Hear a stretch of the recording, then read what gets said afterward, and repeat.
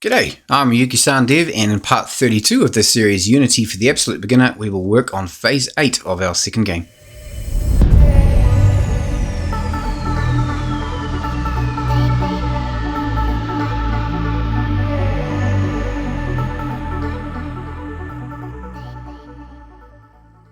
Alrighty, so we are continuing on from phase 7 where we started setting up the menu scene. Today we will finish that off with the Highscore table to display in the menu. We will also need to save and load the scores when the game is loaded, and we're going to want to display the highest score in the gameplay scene. We're also going to need to only record the score if it's higher than anything listed in the table. And we'll also need some prompting at the end of the game to enter a name for the high score, etc. And a few other bits and pieces along the way. So quite a bit to get through here, so let's jump straight in. Okay, so I'm opening the project from where we left off in phase 7. Well, I think the best place to start is by making our template for the Highscore table. So let's get into our menu scene and into the canvas. And right click to create an empty and name it ScoreBoard. And right click on ScoreBoard and select UI and Text Mesh Pro. And name it Highscore Title. And change its text to High Scores. Change the font to MineCraft. Size it up to 50. Turn off wrapping. And finally position it up a bit, around about centered to the title. Alrighty, and now right click on the canvas and create an empty and name it bin. And then inside that create another empty and name it template. Now our template is going to be what's holding anything that we want to be instantiated in, so we're going to create 3 entries in here. So let's create a Text Mesh Pro and name it ranking text and give it some text, something like 1. Change the font to the MineCraft font and just move it over to the left a little bit. Now create another Text Mesh Pro in the template and name it name text. And let's put 10 W's in here. We want to make sure there's enough room for 10 of the widest characters. And change it to the MineCraft font again. Okay, this time rather than turn wrapping off, let's change its width until all characters can fit on one line. So I'm going to go with about 295 even. Alright. And now create one more Text Mesh Pro and name it Score Text. And change its text to 10,000. And change the font to MineCraft. And let's change this one's alignment to the right. And now drag that across to the right of the name. Alright, we are done with the template. Now, of course, you might want to come back to this later on to get your preferred layout. Alright, now let's make a script to get things happening. So let's create a C# script in your scripts folder and call it ScoreBoard. And drag it onto the ScoreBoard object in the canvas. And now let's open the script. Alrighty, let's delete the update method because we won't be needing that. So normally I would split some stuff up into other scripts, but today, just to keep it all centralized and tidy, I'm going to throw everything in this script. There are, of course, a bunch of ways you could do this, but a few years back I watched a video for scoreboards and I've always followed a similar way of doing it ever since. I can't for the life of me remember what video it was. But anyway, for the beginner, this complete script might make your head spin a little bit. But you can always pause and rewind, etc. Also, at the end of this video, I will do a slow scroll through it, so you can double check things. Either way, just take it slow. Alright, so firstly, let's create a few variables. So we're going to need a reference to the bin object for positioning or transform. So private transform bin. And we will need a reference to the actual template, so private transform template. We're also going to need a limit to the amount of high scores to be displayed and saved. I only want to have 5 entries, so public int max entry count equals 5. Okay, now in the start method, let's retrieve our two transforms or objects with bin equals transform dot find bin and template equals bin dot find template. So the script is already in the parent object, so we're just looking for the child bin, and then under bin we are looking for template. Alright, and now we want to hide the default template with template.gameObject.setActive false. Alrighty, so this script is going to need a couple of quick nested classes. We can just put them in before the last curly bracket in the script. The first class is to hold each entry of the score and name, so system serializable private class Highscore entry, and then in the curlies public int score and public string name, just storing the scores and the names. And we need to be able to create a list of more than one, so private class Highscores, and in those curlies public list Highscore entry list. So now we can have multiple Highscore entries in the list named Highscore entry list. Alright, so the first thing we want to do is load the high scores from the registry. So up in start, let's load them with string, JSON string equals playerprefs.getString Highscore table. And then convert them with Highscores equals JSON utility from JSON Highscores JSON string.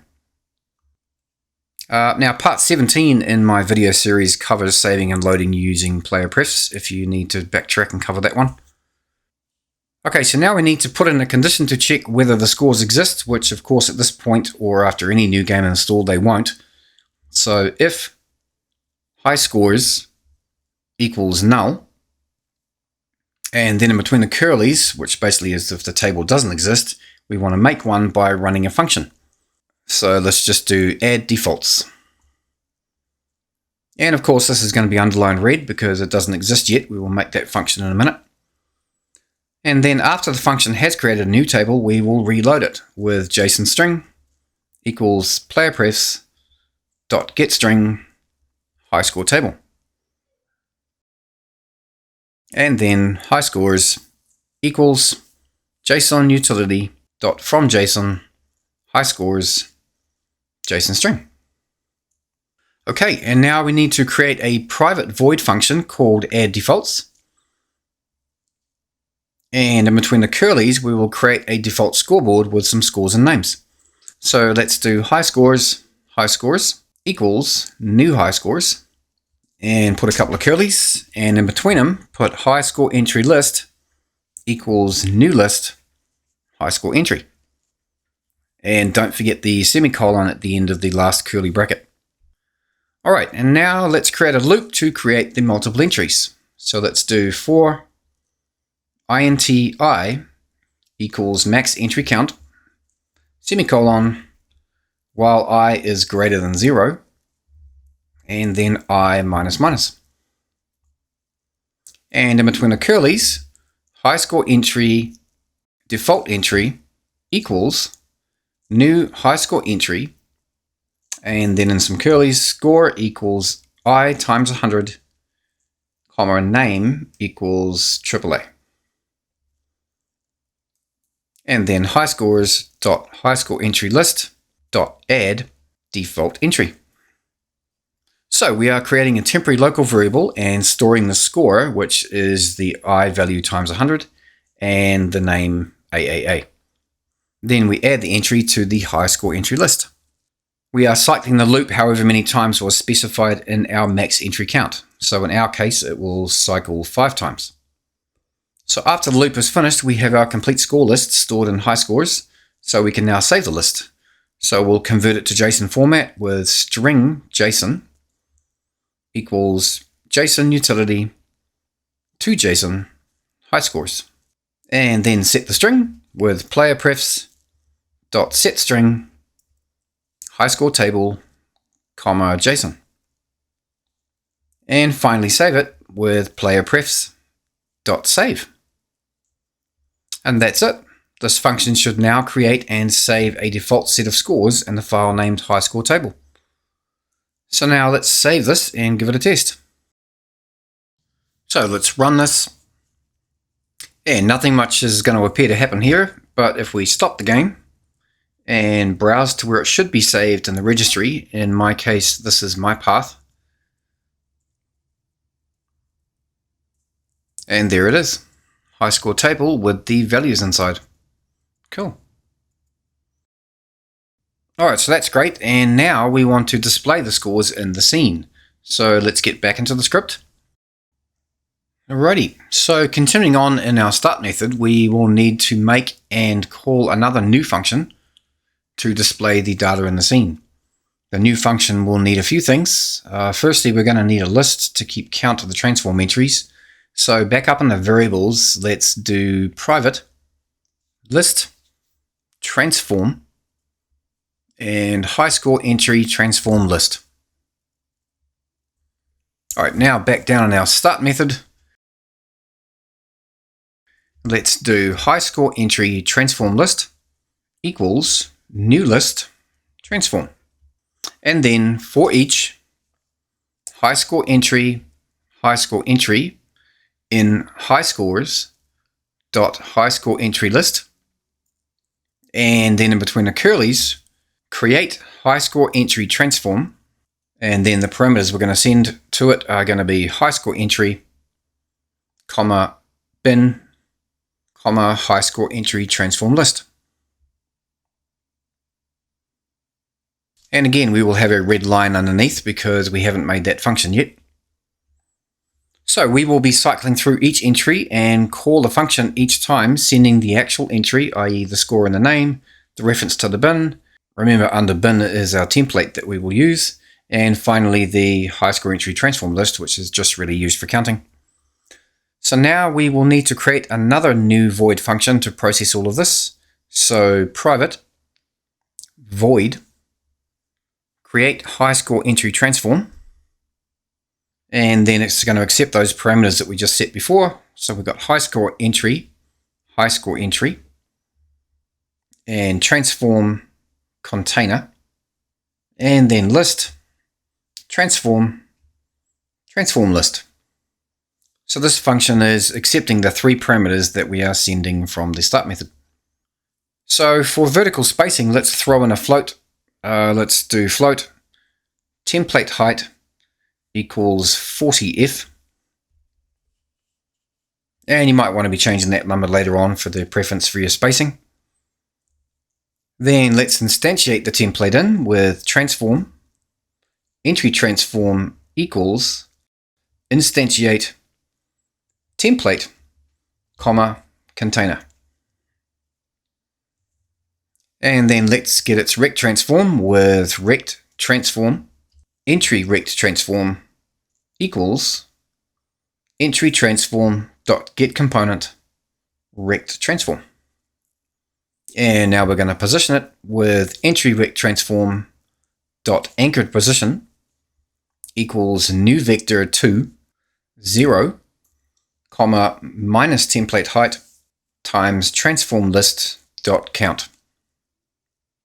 And then finally we're going to unhide it with entry transform dot game object dot set active true. Okay, so that's going to display them all, but now we need to assign the text to the fields. So we have ranking, player name, and score. So firstly, for ranking, everything will end in th except for the first, second, and third. So we can make a switch for a few cases. So let's make an integer to count the transform list records with int rank equals transform list dot count plus 1. And we're adding the plus 1 because, of course, remember the lists start at 0. So we need it to start at 1. And we will need a variable to hold the complete string. So string, rank string. All right, and now for the switcher. So switch, and then in brackets rank. And in the curlies, let's do the default case. So it's default, colon, and then rank string equals rank plus th and speech marks, and then a break. And then our three cases. So we've got case 1, rank string equals first. And case 2, rank string equals second. And case 3, rank string equals third.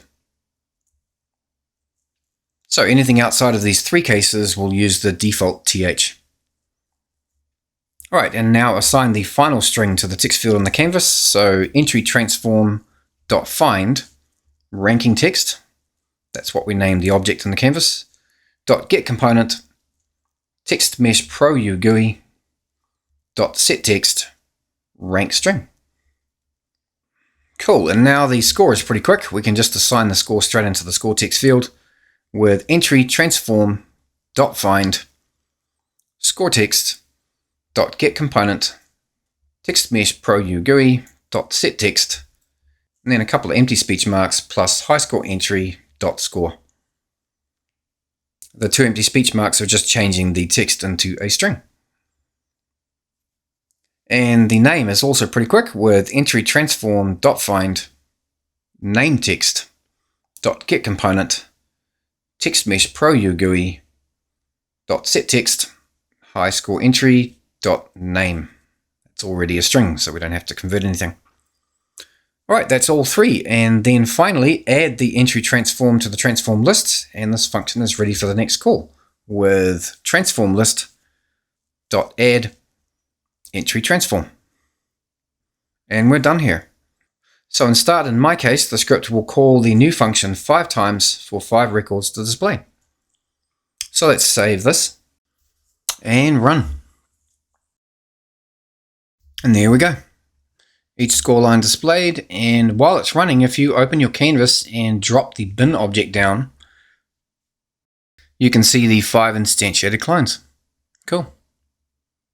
All right, now if I open the scoreboard up in the registry here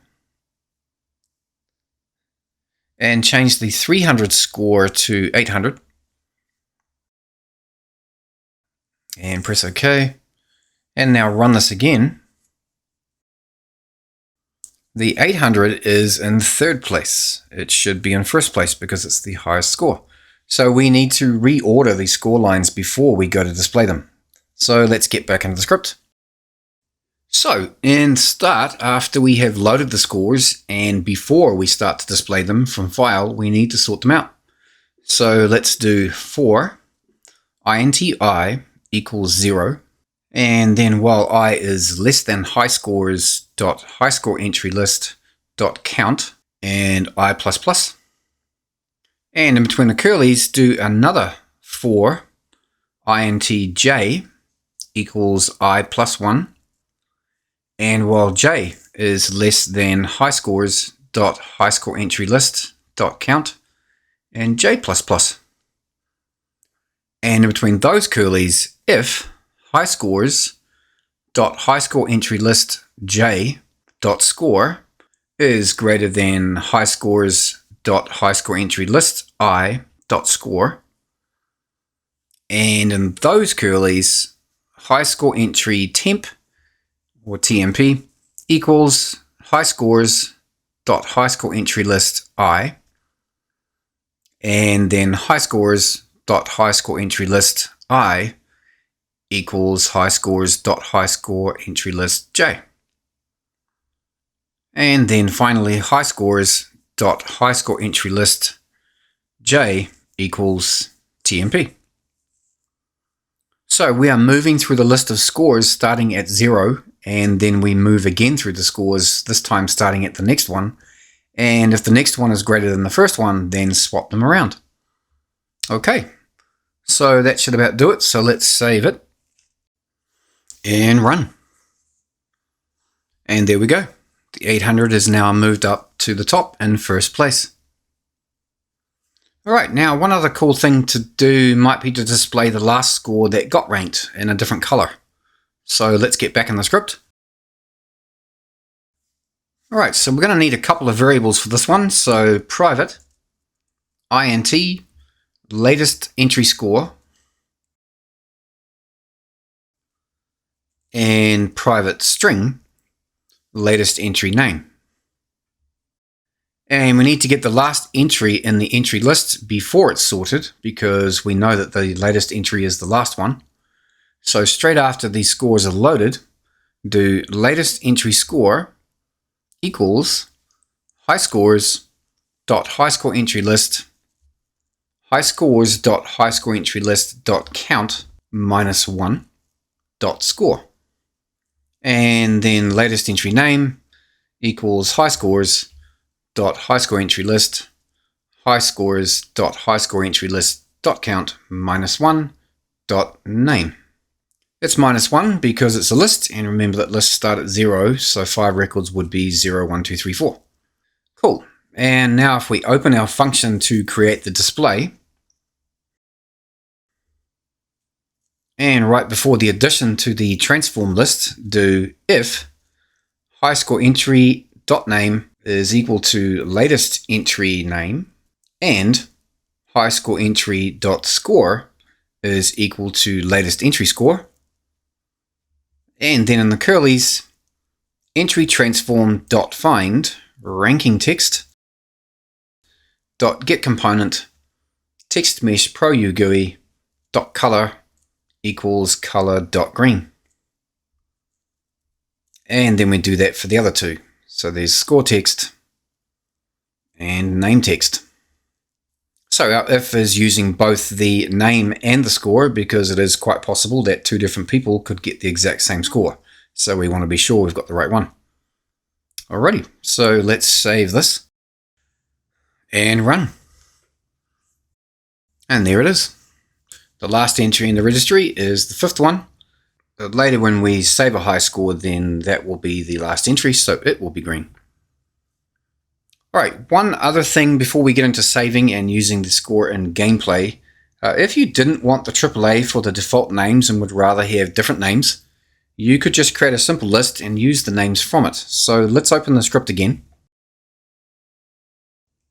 And let's open up our add defaults function. So all you would have to do here is create a list, something like string, and then 2 empty square brackets because it's a list. And we'll call it default names equals, and then in the curlies, just do a bunch of names in there. I'm going to do noob, average, good, and pro player.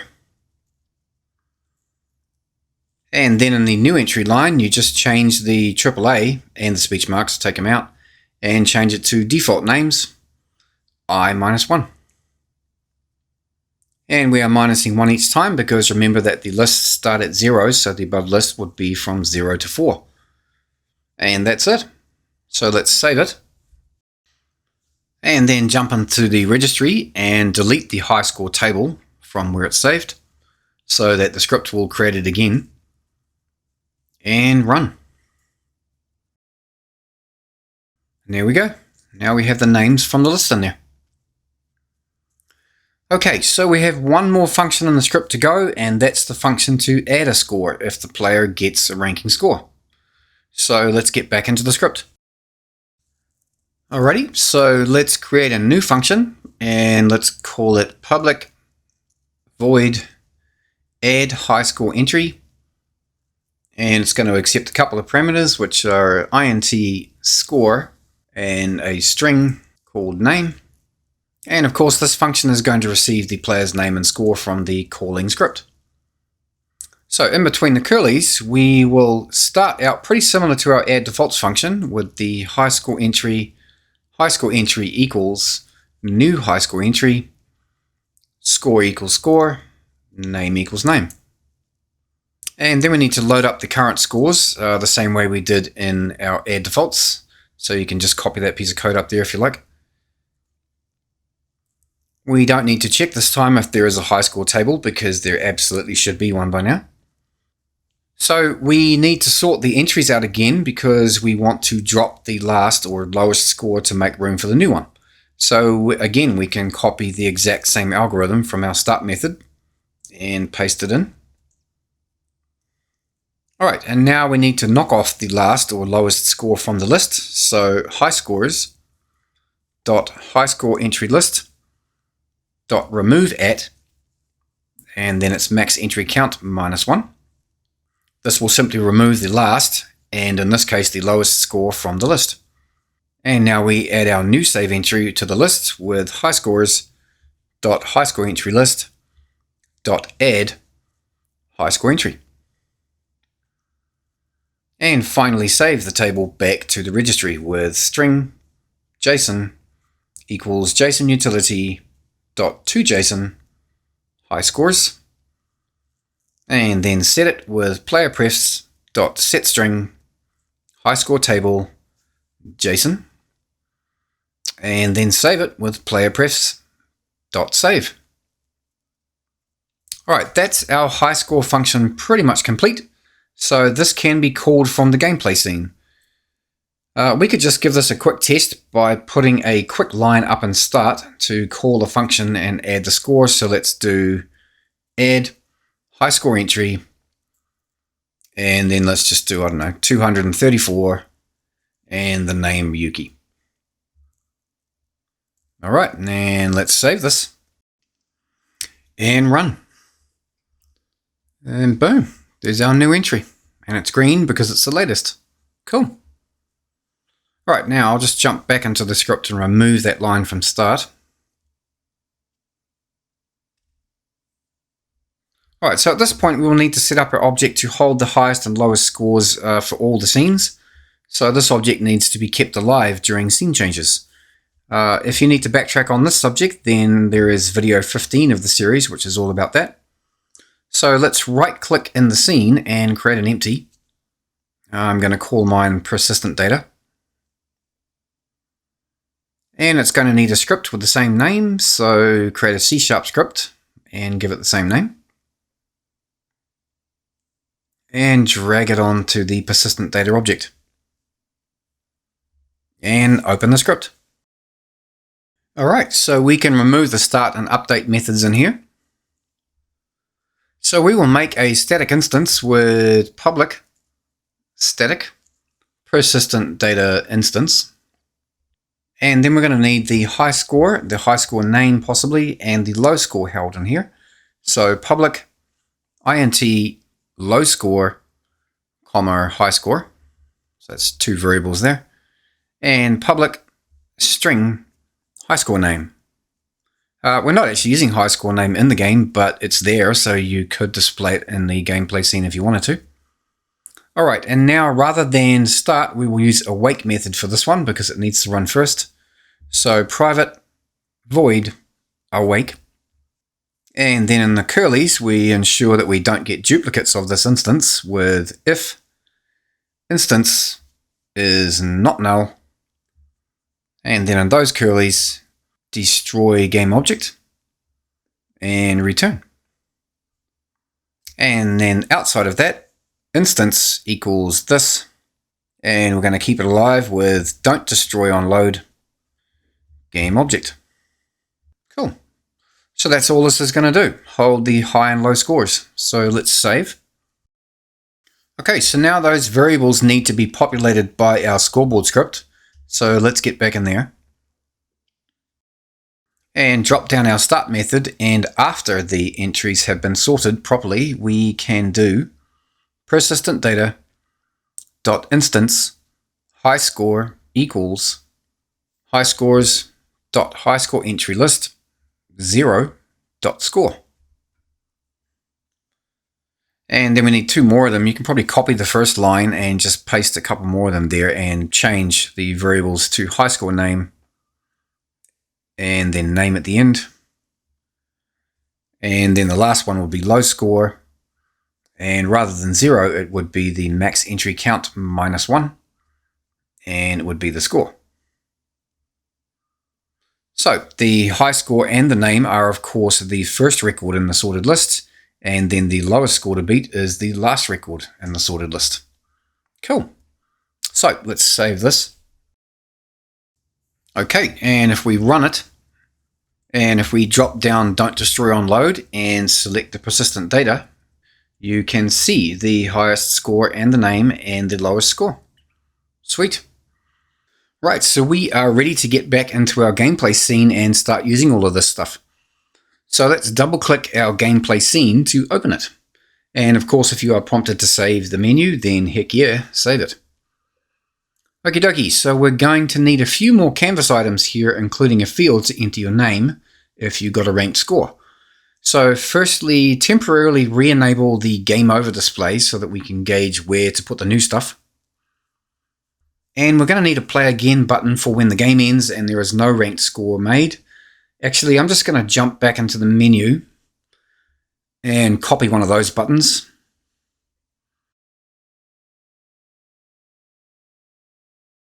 And paste it in here. And then rename it Play Again. And change its text to Play Again. And just drag it up underneath the Game Over display. And it's going to need a function for it to reload the scene, but we'll do that in a little bit. So hide that button. And now let's create another text mesh pro in our scene and name it Got Ranked Display. Change its text to something like you got in the ranks. Change it to the MineCraft font. Size it up to 50. Turn off wrapping. And center it. And let's also change its color. I'm going to set mine to 00FF22. And finally, position it underneath the Game Over kind of centered. And now copy that object and paste another one and name it Got High Display. And then disable the one we just copied so that we can see what we're doing with the new one. And change the new one's text to something like You Beat the High Score. And we won't disable that one just yet because we need to see where to put the input field for our name entry. So right click the canvas and let's put an input field text mesh pro and name it Enter Name. And drop it down and select the placeholder and change the text to Enter Your Name. Change the font to MineCraft, text size 36, and let's align its vertical to the middle. And click on the text object and do the same thing, but leave the text input empty. So the MineCraft font again, size 36, and align the vertical to middle. And then click back up on the Enter Name object because we want to set the character limit in here. We made our layout to support 10 letters, so let's set the limit to 10.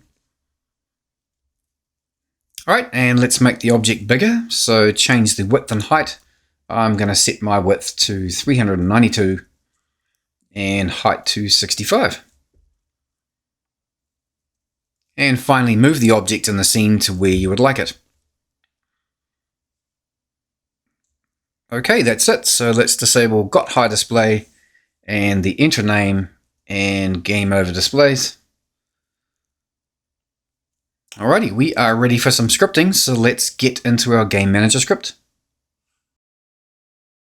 Alrighty, so we're going to need some references to the 4 game objects we just made, so we can just add them to our existing ones up here with Ranked Display, High Display, Input Name Display, and the Play Again button.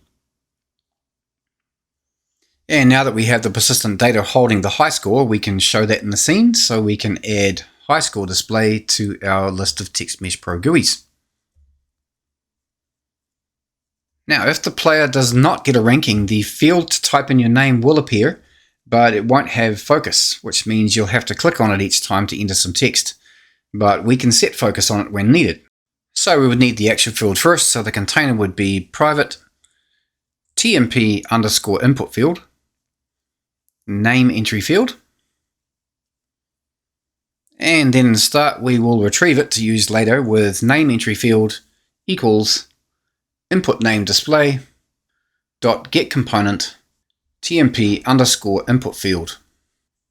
And we can also set the Highscore display now with Highscore display dot set text, and we're getting it from persistent data dot instance dot Highscore to string.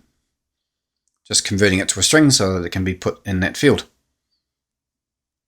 Now this script needs to run a function from the ScoreBoard class, but that's in another scene. So the quickest way to access it right now would be just to inherit from it. So all we have to do is replace mono behavior up here with ScoreBoard. Now we have access to all of ScoreBoard's public functions. Alright, so all of this stuff is going to happen when the game ends, so let's get down to the player got hit function. And in our game over condition, we're going to add some stuff. So before the return, let's do if player score is greater than persistent data dot instance dot low score. So that's if the score the player made just now is higher than the lowest score.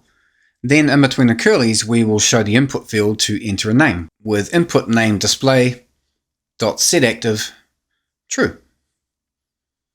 And then we're going to set focus on that field with name entry field dot select. Then we want to display either the rank display or the high display. So if player score is greater than persistent data dot instance dot high score, and then in the curlies high display dot set active is true, and then else rank display dot set active is true. So if the score is higher than the highest score on file, then show the high display, otherwise show the rank display. And now outside of the original if means you didn't score anything above the lowest score, so just show the play button with else play again button dot set active true. Whew. Okay, and now we just need a couple of functions for those buttons and the input field. So let's do one for the play again button with public void restart game, and in the curlies scene manager dot load scene 1. Basically just reloads the scene to play it again. And now for the input field, let's do public void enter ranked name string player name. So this will be accepting the name that was typed in the input field. And in between the curlies, we want to make sure something was entered. So if string is null or empty player name, and in those curlies you can just put a rem statement, do nothing because there is no name, and then else, and then in those curlies run the function from the scoreboard to add the score with add high score entry player score comma player name, and then load up the menu again with scene manager dot load scene 0. Okay, I think we're ready to test all of this out now. So let's save. And now click on the GameManager object up in the hierarchy so that we can assign the new references we created in the script. So drag the canvas objects into their slots. So got ranked display into ranked display. Got high display into high display. Enter name into input name display. And play again into play again button. And finally high score into the text mesh pro GUI high score display slot. And now we need to assign the functions we made to the button and the input.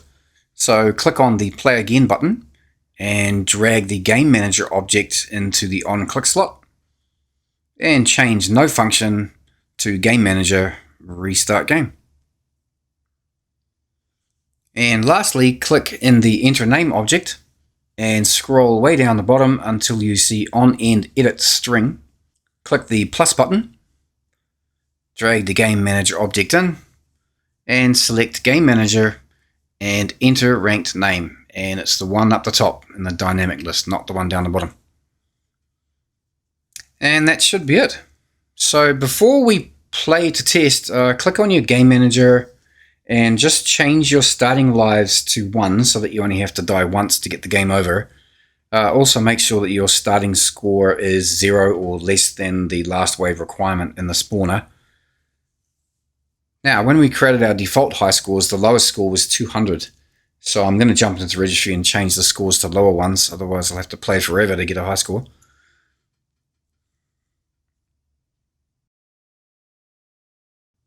Okay, now double click the menu scene to open it, because if we try to run it from the gameplay scene, we'll get errors because the persistent data doesn't exist yet.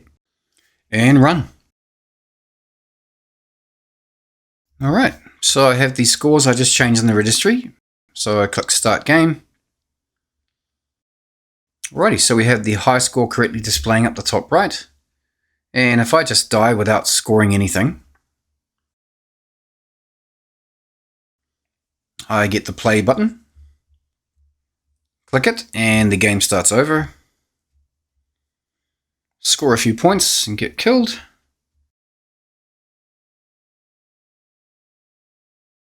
So we beat the high score, so we got the correct display. Focus is set on the input field. So I'll enter a name, press enter. Cool. Name and score was saved and is ranked first, as it should be. And also highlighted because it was the latest score. Now, if I play this again, but this time get a higher score than the lowest score, but don't beat the high score.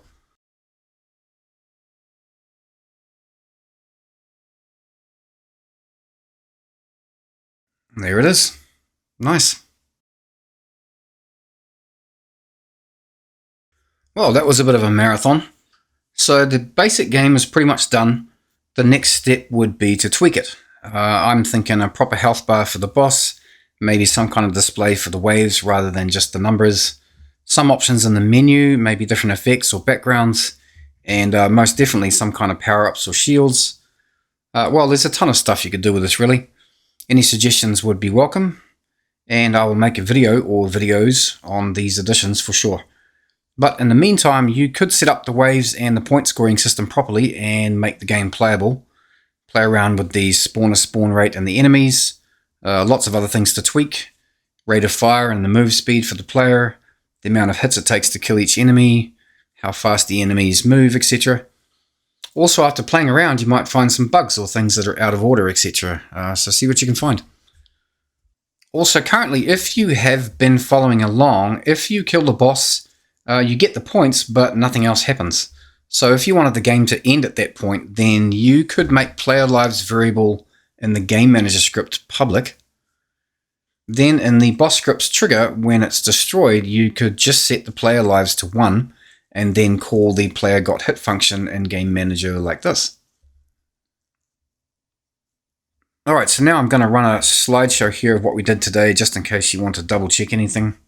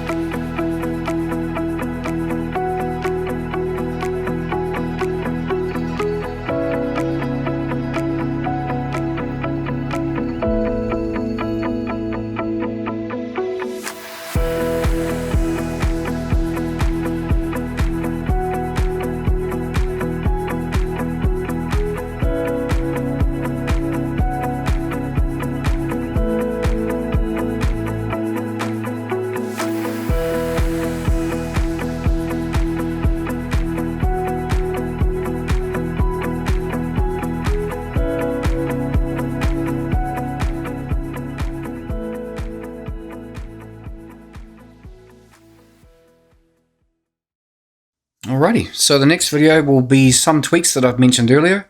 So I hope to see you in the next video.